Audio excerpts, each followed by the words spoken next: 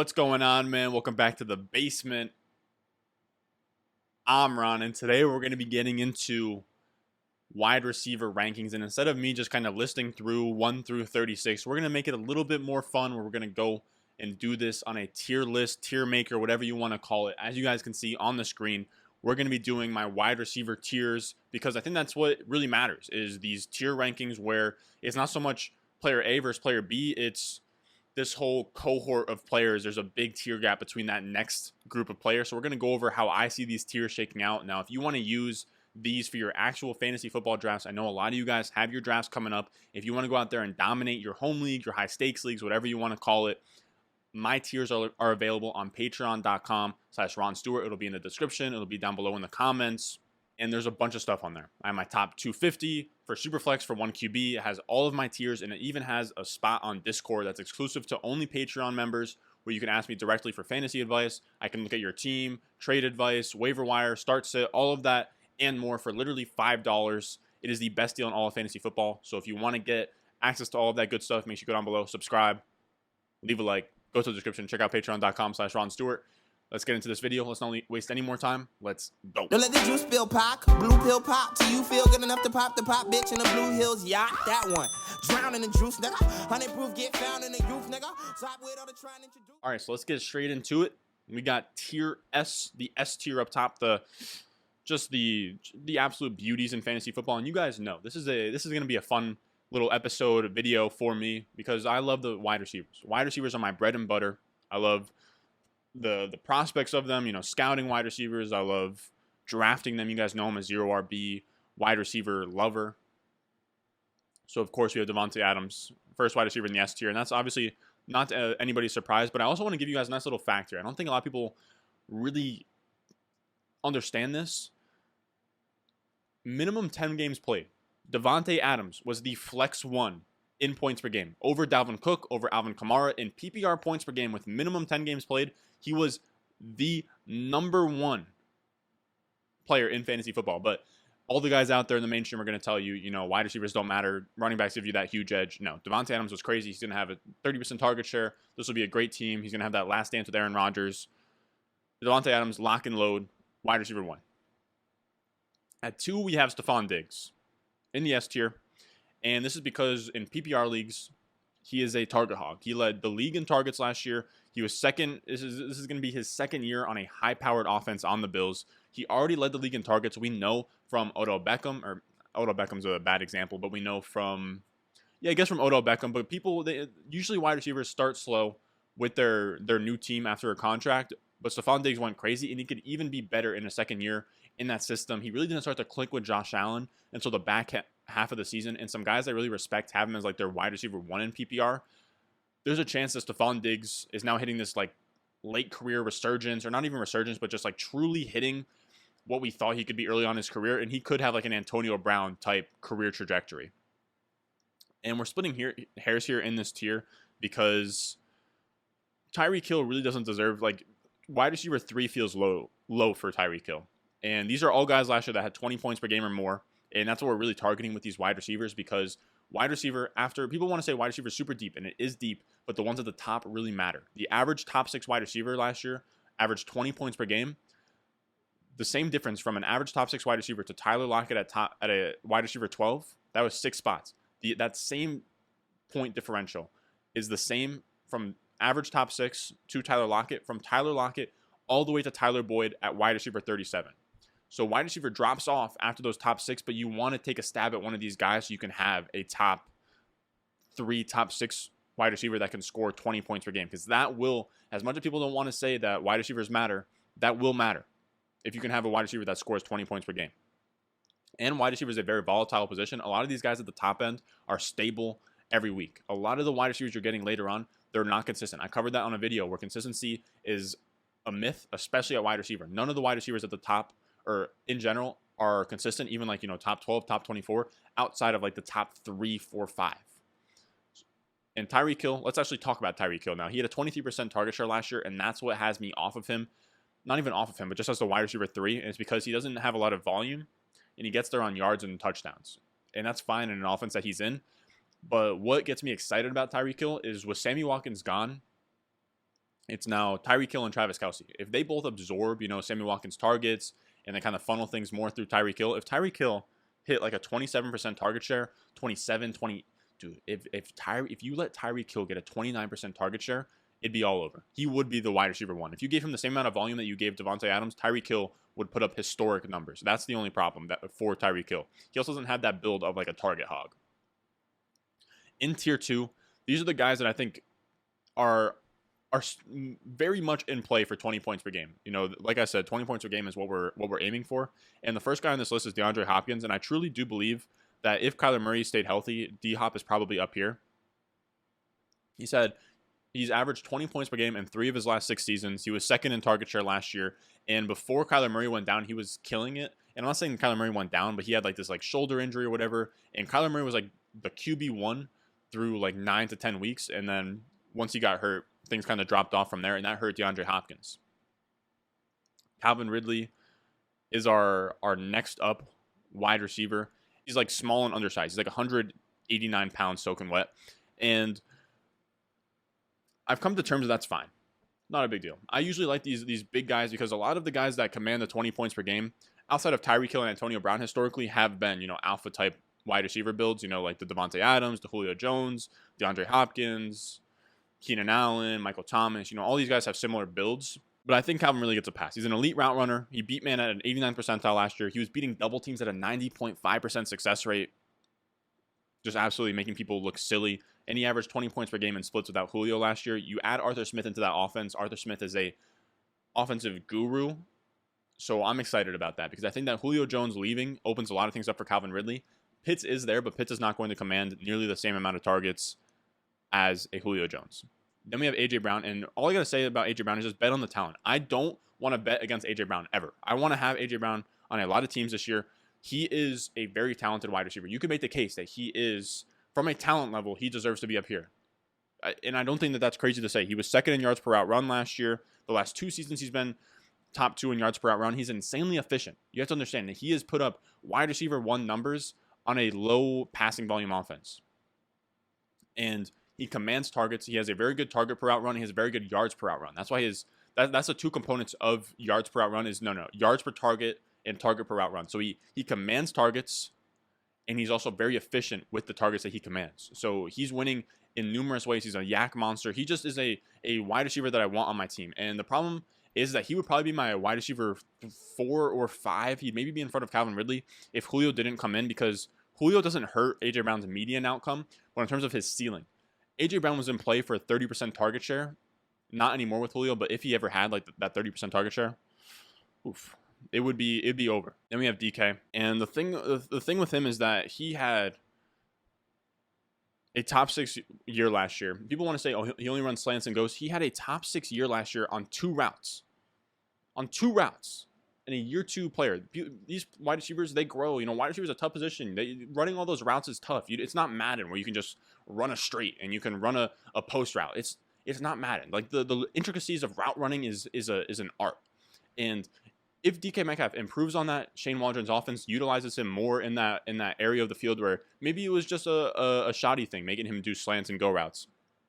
But I think he's going to take another step forward. I think Russ, like you just want a pass catcher in the Seattle offense because Russ has thrown 30-plus touchdowns in 5 of the last 6 seasons. His touchdown rate shouldn't be sustainable, but it is. Every year he throws 30 or more touchdowns, so get his number 1 option, and he'll probably score a lot of touchdowns. Then we get Justin Jefferson.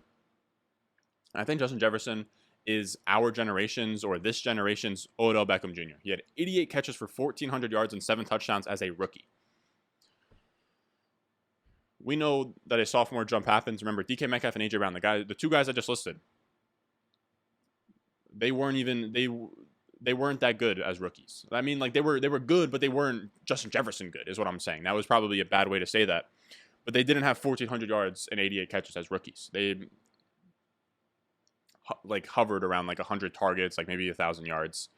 So if you're telling me Justin Jefferson's going to improve on that, and on top of that, he didn't get there on lucky touchdowns. It wasn't it was a 15 touchdown season, throw it out. He got there on 7 touchdowns. He's an elite route runner. He got open on the 91st percentile against man. He's only going to get better, and that's scary. Then we're going to go to the tier 3, and this is going to be our back end wide receiver 1 tier. And the first guy I like in this tier is CeeDee Lamb. I just think that he has a lot of upside. I think maybe had Dak stayed healthy, he would be in the same conversation as a Justin Jefferson. He was great against man last year, beat it at a 79th percentile. Great against press, beat that at a 93rd percentile. He's now, because of that, he's moving to the outside. And because of that, I'm now bought into that move. Because if he moves to the outside, we've already seen Gallup played in the slot in the preseason games. CeeDee Lamb played on the outside. And if he plays on the outside and he's utilized as this do-it-all X-type wide receiver, in this offense, with Dak Prescott, we're talking about a potential top 5 season from CeeDee Lamb. Keenan Allen up next. He is kind of... I don't love Keenan Allen. I don't think a lot of him. But again, I have him as my wide receiver 10. So I don't hate him, obviously. But I think that he's kind of just like a luxury Jarvis Landry. He's going to have his 136 targets, 140 targets, whatever it is. He's had over 136 targets in each of his last 4 years, is what I meant to say there. And he's a lock for like 95 catches and 1,000 yards. He's going to have that. But is there a scenario where Keenan Allen ever gets up here? No. I think Keenan Allen would have a tough time getting up here. But he is a lock that he probably finishes the year and he doesn't fall out of the B tier. CeeDee Lamb has a scenario where he finishes like as a back end wide receiver too. That's 100% in his range of outcomes. And if you're less okay with risk, then that's completely fine if you want to take Keenan Allen here. Then we have McLaurin. And Terry McLaurin, I'm actually starting to get very excited about, because Terry McLaurin looks like a guy that could have... I think the problem is that he's going too high in drafts to be considered like this year's Calvin Ridley, Chris Godwin, because those guys were 4th, 5th round picks, whereas Terry McLaurin's an early 3rd.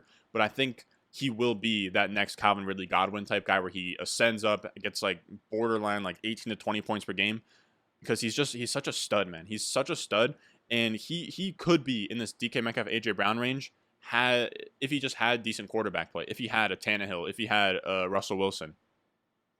Terry McLaurin has been playing with Kyle Allen, Dwayne Haskins, Case Keenum, Alex Smith was out there, Taylor Heineke. He has just had the worst quarterback luck ever, and he was the wide receiver 9 last year before he got hurt with like an ankle sprain, and then his production fell off. He was the wide receiver 9 last year with Dwayne Haskins at quarterback. Fitz is a huge upgrade. Terry McLaurin's a guy that could be a stud. I'm very much into Terry McLaurin this year. And the next 2 wide receivers in this tier, I don't think have the same upside as a McLaurin or a CeeDee Lamb, but they are still very safe. I don't see a world where either of them finish outside the top 15 wide receivers. And the first one is Allen Robinson. And it's very easy to make the case for why Allen Robinson doesn't finish outside of the top, 12, 15 wide receivers. And it's just because he is locked in for so much target volume. Let me put him in his spot. He is locked in for, he has been the wide receiver 14 the last 2 years. He's going to get his 140 plus targets. And he feels like a floor play because I think that he's going to finish between like wide receiver 8 and wide receiver 14, which is great. I don't think that he has 20 points per game upside, but I see the appeal where he's had, just like McLaurin, where he's had bad quarterbacks. Trubisky, Blake Bortles, Nick Foles, whatever you want to say. So if Fields comes in and Fields is great, which I love Fields, then he could have like wide receiver 6 type upside. But I do have a hard time seeing like him being a world beater. I think he's probably like not a small hit, but he's a good hit. He's a double, but he's not like a home run if he hits. Is kind of what I'm trying to say. And another guy in that same type of criteria, which is fine. Like not all of your picks can obviously be home runs. Amari Cooper's another low end wide receiver 1, and his upside hinges purely on Dak. He could be a top 5 wide receiver if Dak Prescott just goes crazy this year, breaks records like he was on pace to do last year, which would be tough because like that was genuinely record breaking. That doesn't just happen every year. But Amari Cooper, the problem with him is he doesn't command a lot of targets. We want wide receivers that command targets. His career high target share was 22.3% in his entire career. And to put it in perspective, Robbie Anderson last year had a 26% target share. Jacoby Myers had like a 26% target share. I'm not saying that those are easy, but I'm saying a 22% target share over Amari Cooper's entire career is concerning. He will never have that target monster type season. And that's the problem with Amari Cooper. Now, he can get there off of yards and touchdowns and just being efficient with Dak, but it's a little bit of a tougher bet to make. Then we have our high-end wide receiver 2s. These are guys where they can be your wide receiver 1s in RB-heavy teams. They can be very solid wide receiver 2s for any team. And the first guy on this list is going to be Chris Godwin. Or no, not Chris Godwin. That's my bad. We'll leave Chris Godwin there because he's up next, but we're going to put DJ Moore there. And I love DJ Moore because he feels so much like an early career Stephon Diggs, where you just keep betting on the talent and you hope that it pays off. That's what happened with Stephon Diggs. We kept betting on the talent and it paid off. You know, he had like 2 top 12 finishes before he went to the Bills. I think we could see something similar with DJ Moore. And he just has, like, historically, he's crazy. You know, I saw this stat where of wide receivers with 2 or more seasons of 1,200 yards from scrimmage before 24 years old, you have Randy Moss, OBJ, D-Hop, Mike Evans, and DJ Moore. There's 1,000 stats out there like that. DJ Moore has been crazy in every statistic when you factor in his age, like age adjusting his like receptions and yards, besides touchdown. He just needs touchdown luck, and the problem is that touchdowns aren't a skill. They aren't something that just, you know, happen randomly. Like touchdowns, actually, they are something that happen randomly. They're just not a skill. Like it's like Julio Jones had like 6 touchdowns for a stretch of a couple of years. Does that mean that you should have been fading Julio? No. Like the touchdowns, they'll come, and I'm gonna keep betting on that because when the touchdown pendulum swings back in DJ Moore's favor, and if he scores, you know, 8, 9, 10 touchdowns, it's all over. DJ Moore will be a top 12 wide receiver in that scenario. Then we have Chris Godwin, and I love the discount that you're getting on Chris Godwin. Finished as the wide receiver 2 overall in 2019, and he was going in the 2nd round last year. Now, it's now 2020. You can have him in the 4th round. He's the same player on a better offense. Yes, Antonio Brown is there, but Antonio Brown could literally, like, he could just not be on the team in the like by week 5. You know, there's a bunch of scenarios where Antonio Brown doesn't, like, he's just not even there. And I'm going to bet on the talent. Like I said, better offense is going to score a bunch of touchdowns. It's going to be fine. Chris Godwin will be a locked and loaded, like, top 15, top 16 wide receiver with top 5 upside. Then we have Cooper Kupp, and I genuinely do think that Cooper Kupp might even be higher on my own ranks. The problem is that he's a white slot receiver. He feels like Julian Edelman, you know, prime Julian Edelman, when it's like, oh, we should have had him higher or whatever. He did have 92 catches for 969 yards and 3 touchdowns last year, but now he's going to see more touchdowns. He's going to be more efficient with his yards. He gets Matthew Stafford. He is going to be just a solid high-end wide receiver 2. He is the epitome of that. But I think that he has a little bit more upside because he's used in the red zone a good amount with, like, Sean McVay. Then we have Robert Woods, and all for the same reason. Like, he is just, him and Cooper Kupp are one and the same. They're in, like, a similar role. They're going to have similar numbers at the end of the year. They have Matthew Stafford in. Whoever you prefer, I don't care. I don't feel super strongly about either. Like, in terms of, like, Kupp or Woods, you know, I just hope that only one of them are on the clock when I pick. Then we have Tyler Lockett. He is the poster boy for consistency does not matter. We posted that video like a week or 2 ago. Consistency does not matter at wide receiver because none of the wide receivers besides like the top 3 or 4 or 5 are even consistent to begin with. But even then, wide receivers could be consistent 1 year and then they're not consistent the next. Tyler Lockett next year could be the most consistent wide receiver in the league. It doesn't work. It doesn't work like that so that wide receivers are always as consistent as they are. You know, like Mike Evans was very consistent last year, but he's known as this boom-bust wide receiver. Same thing with Robbie Anderson. Jamison Crowder was a boom-bust wide receiver, even though he's known as like the slot wide receiver that is supposed to be very consistent week to week. So fading Tyler Lockett because of that is a flaw. He was a top 12 wide receiver last year, and I'm excited for, you know, like I said, Seattle pass catchers, I want all of them. Russ will throw. You can bet the house on it. Russ will throw 30 or more touchdowns. When you do the simple math that Tyler Lockett will probably have, you know, 20 to 30% of the team touchdowns, you're looking at great receiver numbers. And I just think the new OC, Shane Waldron's going to come in there. He's going to make that offense more modern, and I like the prospects of that. Then we have who I believe is going to be this year's DK Metcalf. Already gave away the pick by saying that, but it's going to be T. Higgins. And I'll put him in there when I can find him. Just know that I'm looking for him. He is a guy that I think is going to be this year's DK Metcalf. He had 20% target share as a rookie. And he is just set to explode, I think. You know, the target share, he averaged 20% target share as a rookie. Again, CeeDee Lamb, a guy that we all love, only averaged like a 17.7% target share. T. Higgins could go out there and just erupt. 20% target share, again, we want guys that command targets. He's now going into an offense that is a high-volume offense with Joe Burrow. Zach Taylor is going to, you know, really crank things up. Jamar Chase hasn't looked the best. I think T. Higgins will operate as the alpha in that offense. I think that he could make that big step this year. Then we have Mike Evans, who it's kind of weird to say, but I think he's like just a very safe pick. He's going to give you some spike weeks. I think he's going to give you 1,000 yards and 8 touchdowns. The only problem is he had like 18% target share last year, and I know that a lot of guys out there, okay, of course, I know he gets the red zone looks, I know he gets the deep looks, but I like my guys that can command targets. That gives you a nice floor. It also gives you access to a nice ceiling. A lot of the guys at the top end, besides a Tyreek Hill, Stephon Diggs, DeAndre Hopkins, Calvin Ridley, Devontae Adams, all those guys are like 27% plus target share guys. Mike Evans won't have that. Then we have Julio. And again, that's not like this is still I love all these wide receivers. I end up with them all the time. It's just like we're splitting hairs in this tier. And I'll be honest with you, if you wanted to rearrange the C tier however you wanted to, I wouldn't argue. I think this is the toughest tier to rank among all the wide receivers. I think it's the toughest one for sure. Because if you want to put Robert Woods and Kupp here, that's fine. And you want to put Mike Evans over Godwin and put Godwin, it's all fine. I literally don't care. I think that this is a very interchangeable tier. But we put Julio here because I want to be early on guys. Like I want to be early on T. Higgins and I want to be early on DK Metcalf and AJ Brown because I know that those guys are eventually going to have their insane seasons. I would rather be early rather than late, and I'm the same way with old players. Julio Jones, I have him at the bottom just off the principle that he is nearing the cliff. It could be now. He's going to be in a low passing volume. We haven't seen this offense without Arthur Smith, and he is the number 2 behind AJ Brown. So I'm not sure what his target share looks like. I'm not sure how efficient he's going to be. I'm not sure if he has the same juice. Again, we're splitting hairs here. He is still firmly a wide receiver 2 for me. I think that he is solid. I have him on teams. That's just my reasoning for putting him where he's at. Then we have our low-end wide receiver 2s.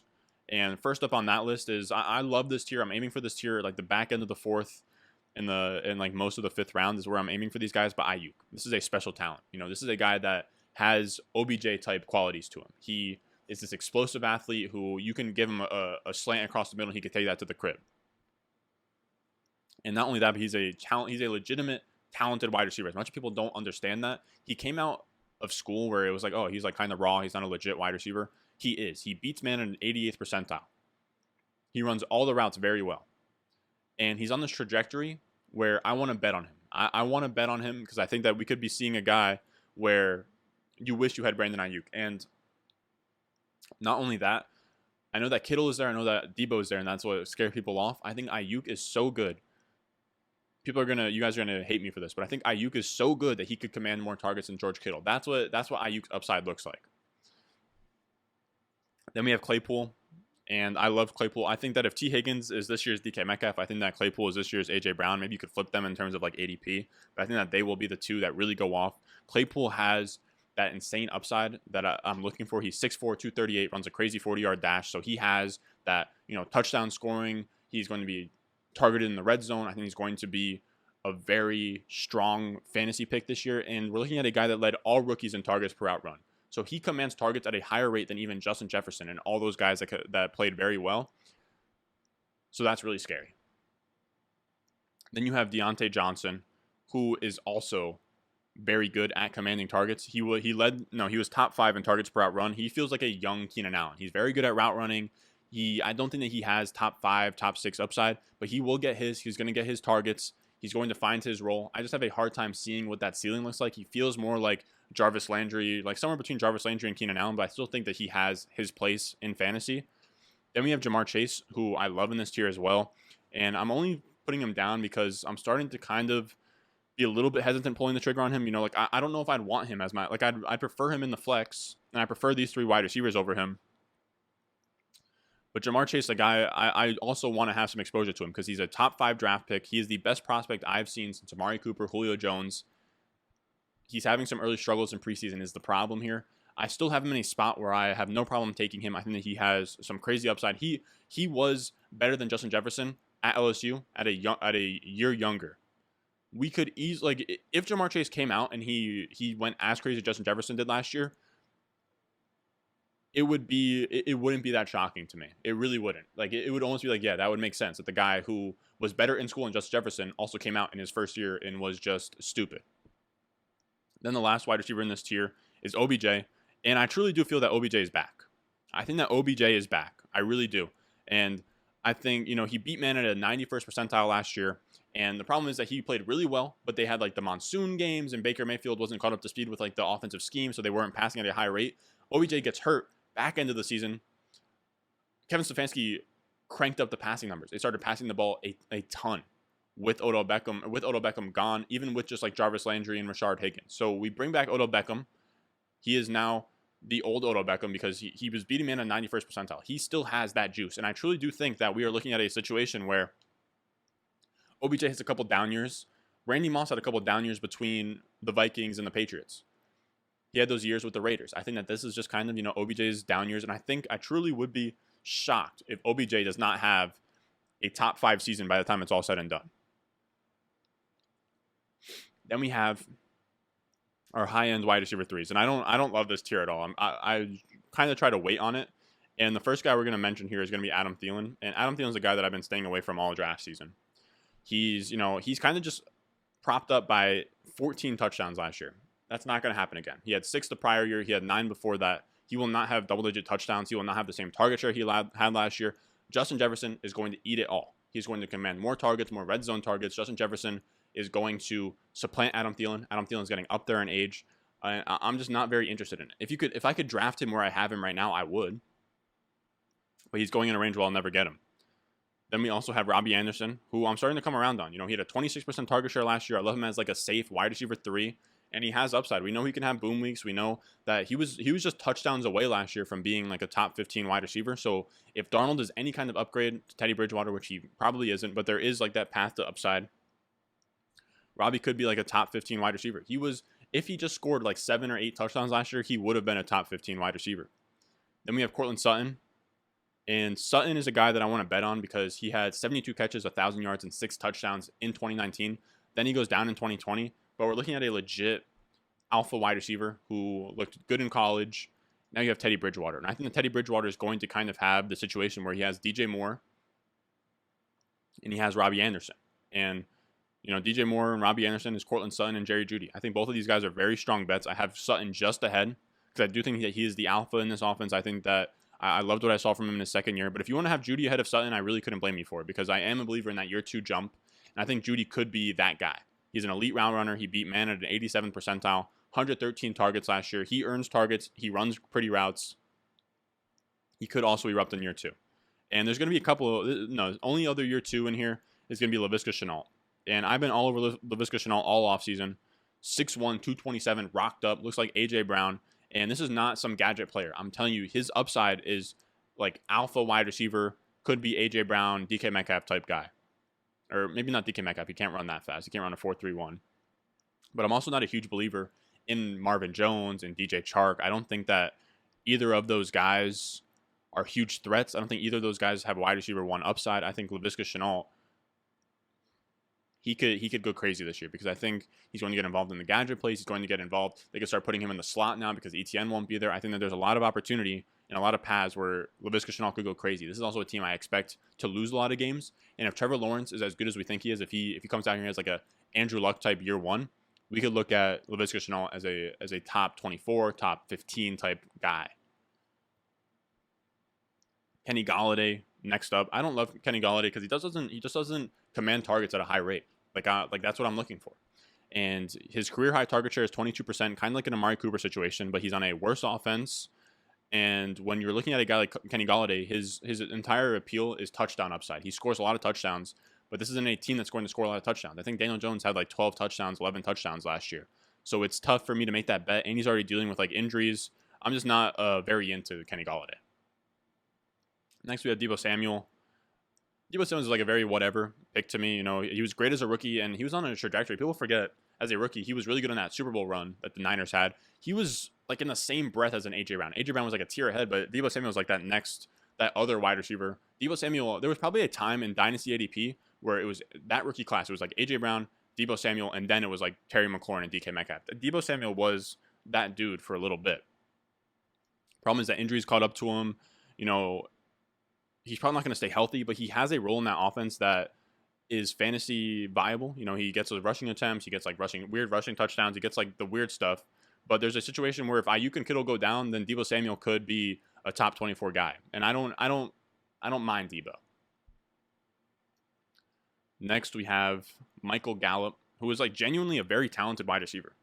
He's just in a weird spot. I think he's a fine flex, but he has this upside where if Amari Cooper, CeeDee Lamb go down, Michael Gallup could be a top 15 wide receiver. He had a top 15. He was like a top 15 in points per game wide receiver the year, like his second year in the league. He was great.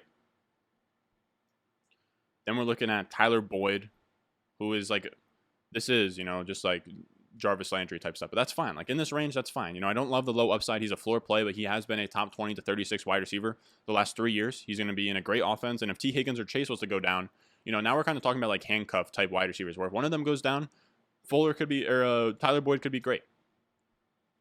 Then our last wide receiver, Will Fuller. And this was a guy that finished like top 10 in points per game last year. I like the situation with Tua. I've made this comparison in the past, but I think that Will Fuller is he has a similar game to a young Jerry Jeudy that works with Tua. He's going to find the separation. He's very efficient. And you're getting a guy in the 40 range that was just a top 10 wide receiver last year.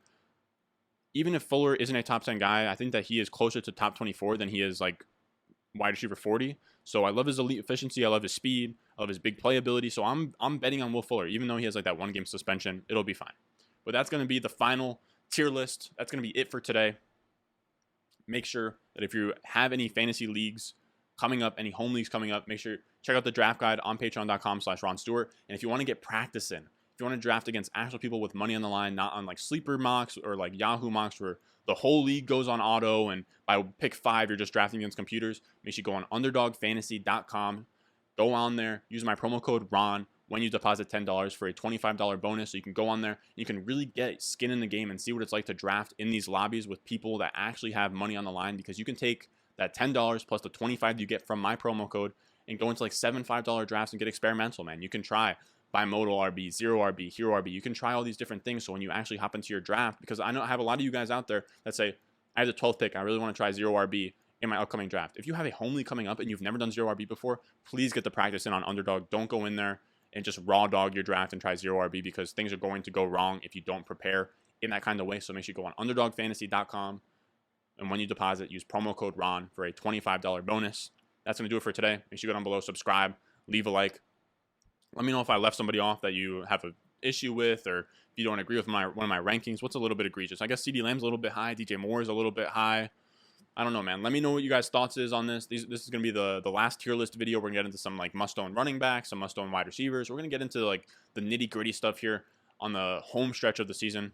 So make sure you're subscribed. Make sure you like the video. Make sure you're following along with us from now, kickoff, Super Bowl, whatever you want to say. I don't know. I've been thinking, I don't know, after I turn off this camera, I might go film a live stream fantasy football draft. I'm not sure yet. I'm thinking about doing daily fantasy like live stream. So we'll see, or like daily mock draft live stream. So we'll see what happens. Regardless, I love you guys. We're at like 3.4K subscribers. We're humming now. This is the home stretch. We're really gonna attack the algorithm hard. We're gonna go crazy. You guys are showing a lot of love. Thank you guys for that. And as always, I'll see you guys in the next one. Ooh, go. You never tasted paper. Tripped. Racing yourself, trying to chase the paper. I just faced a baker. And you love me and Kobe when you make the Laker. Till you realize everybody in the world fucking hates the Lakers. And then everybody wanna sip. So the juice spill, everybody wanna bib.